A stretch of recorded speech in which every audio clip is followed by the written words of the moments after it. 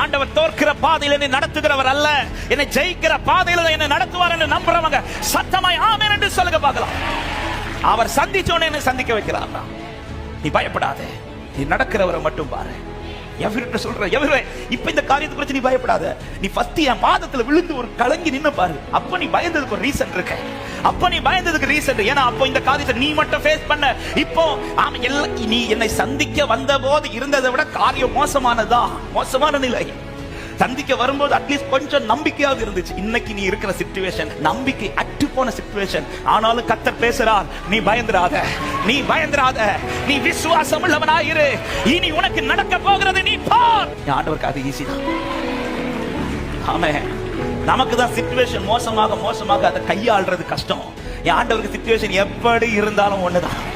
ஆமென். வியாதியா இருந்தாலும் தூக்குறது ஈஸி, மரித்து போனாலும் தூக்குறது ஈஸி. காரணம் நான் ஆராதிக்கிறேன் ஆண்டவர் சர்வ வல்லவர், அவரால் செய்யக்கூடாத அதிசயமான காரியம் ஒன்றுமே இல்லை என்று நம்புற தேவ பிள்ளைங்க, நீ என்ன மட்டும் பார்த்துட்டே இரு. இந்த விஷயத்துல நீ என்ன மட்டும் பார்த்துட்டே இரு. நான் இந்த விஷயத்தை பார்த்துக்கிறேன். நடக்க போறதை பாருங்க.